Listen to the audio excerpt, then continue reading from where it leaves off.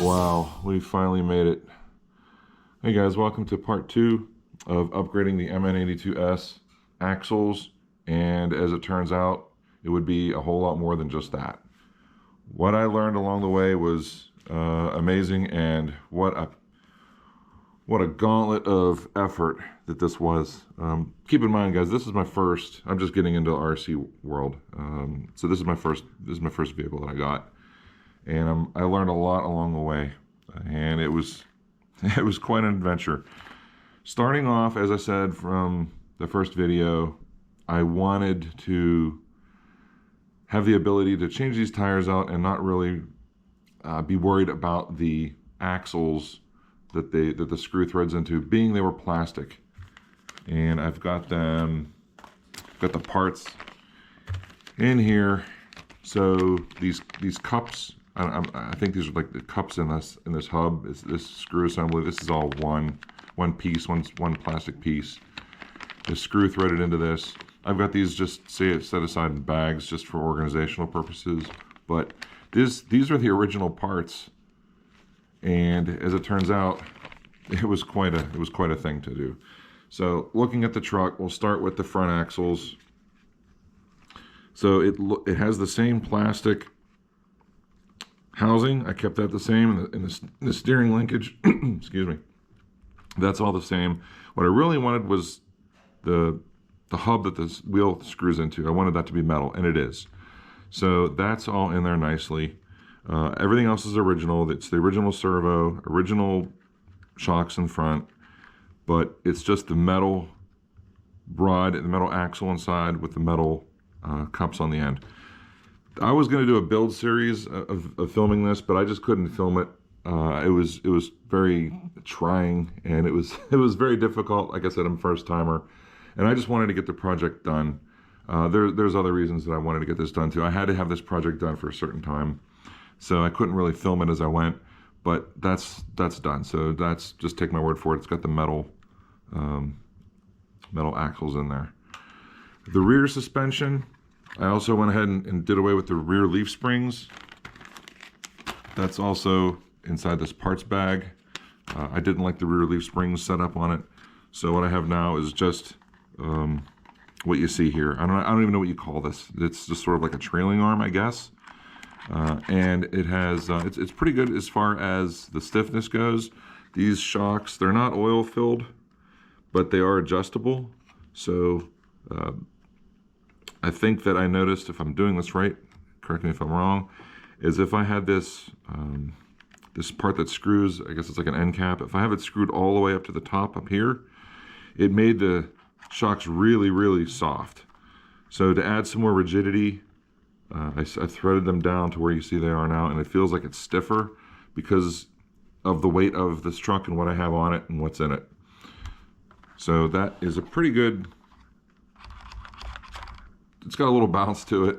It's interesting, but it's got a lot more flex from side to side, as well as up and down. So I'm kind of happy with that. I'm kind of happy with the way it turned out.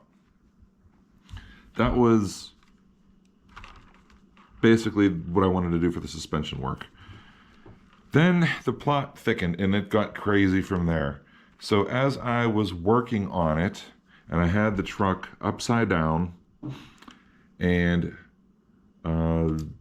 the battery connector, the power cord basically, this was the original. As it was in here and I had it upside down, the hood closed, or I closed and then I put pressure on it while I'm screwing things in and out from the bottom, and it basically severed this cable. the battery, the power cord, going to the ESC and receiver combo. So now I had no power, no way to power this thing. After I got the suspension done and I wanted to test it out, and now I can't because I severed the battery cable. So trying to find another battery cable, I know that you could get it on mnmodel.net, I think. I looked there, I saw it. I was toying around with the idea of making this a brushless system anyhow, because of getting better performance when you do it that way.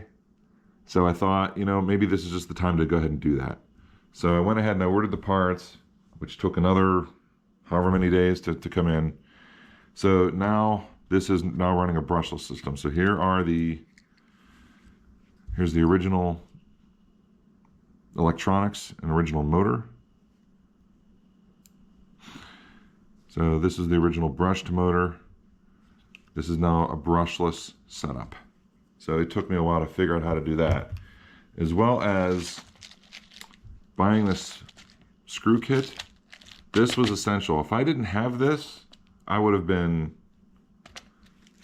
so up a creek, because I needed to put all new screws in the suspension. I needed to put some different screws in different places just for the things that I had changed on it. So this was, like I said, this was an albatross of a project, so to speak. So it's now brushless. Great. I had the shell off of the body and I tested it out, and it was running really, really well actually with the brushless system. I'll put some notes into what I went with that, but it's basically it's a 3500 kV motor from, I think it's NEBRC, and it's the AM32 electronic speed controller.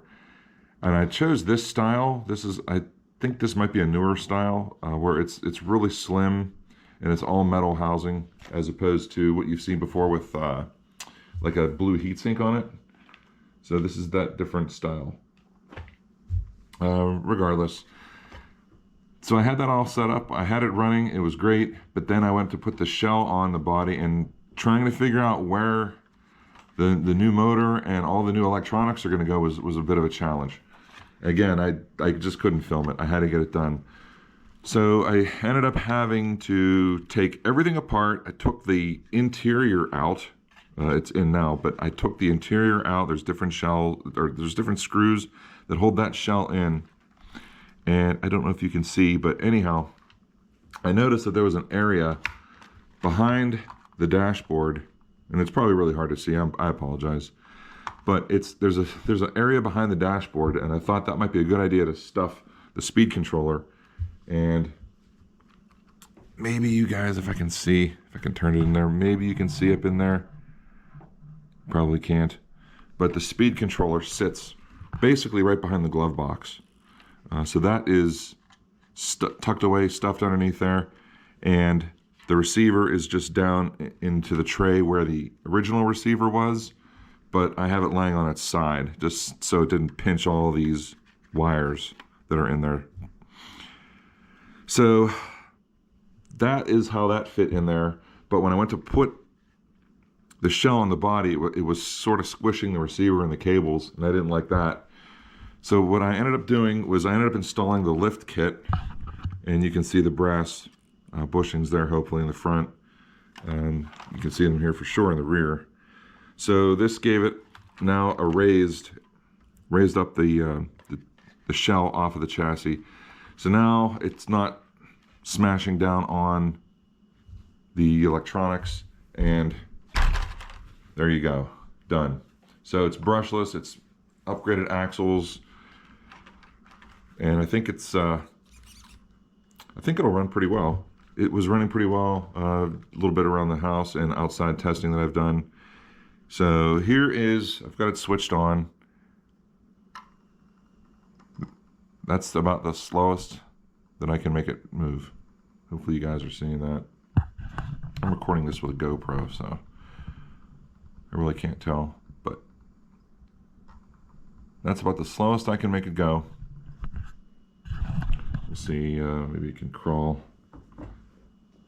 over this a little bit.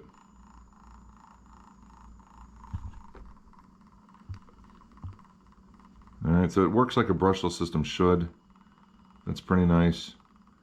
And the other reason why I wanted to add the brushless, I went for the 3500 kV motor, is because I wanted to get some more speed out of it. I understand that this is designed or built as a crawler truck, which out of the box, not the greatest. More of a trail truck, I think. And I got this truck so that it would, with the intention of I would use this on a trail. And I would be walking behind it. And with my pace of walking, the stock motor, it just was too slow. Just too slow for me. So the brushless is definitely faster. I'll show some video of that. We'll do a trail run, but the slow speed,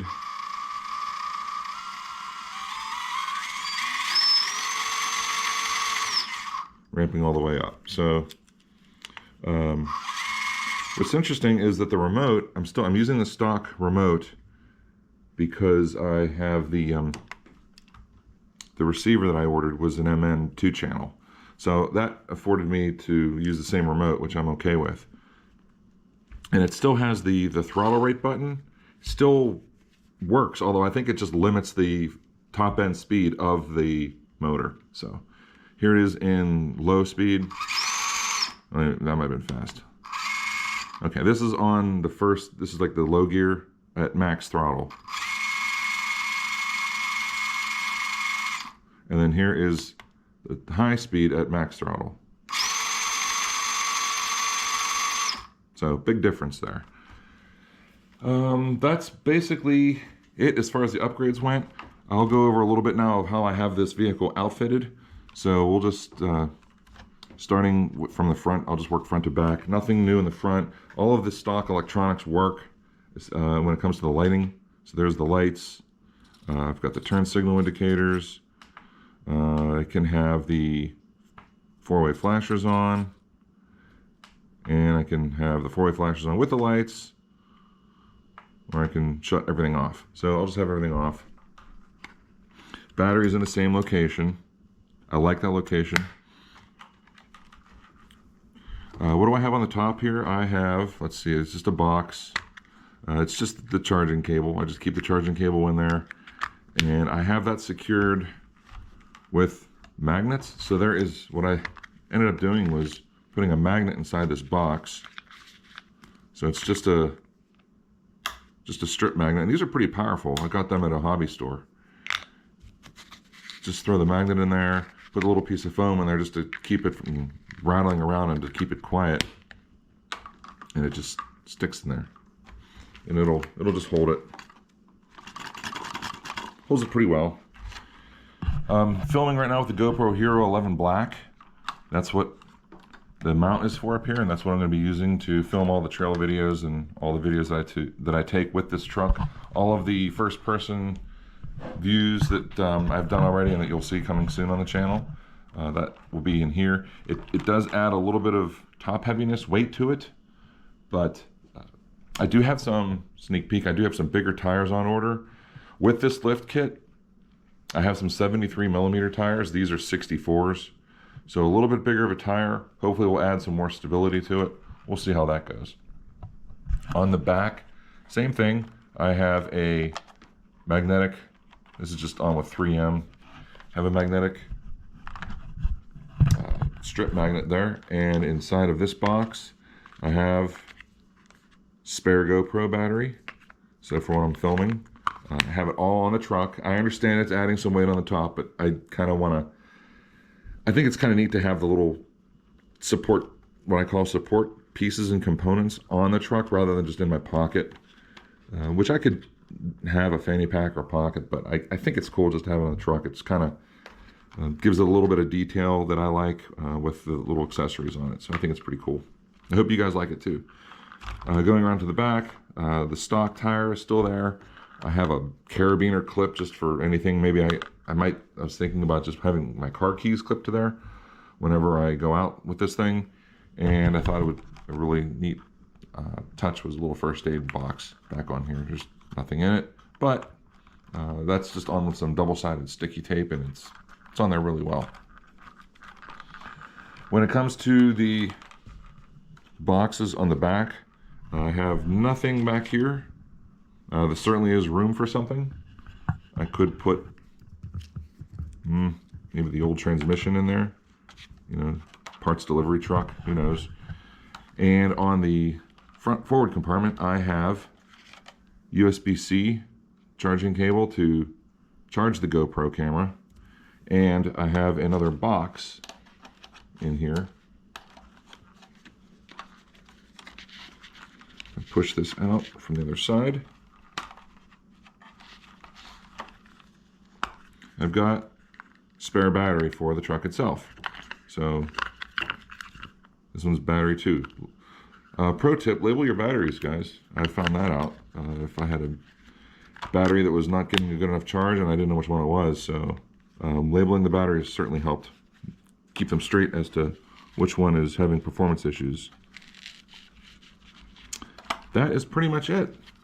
Hope you guys liked what I've done with the truck. I think I like it. If there's any changes that I'm going to do with this, I might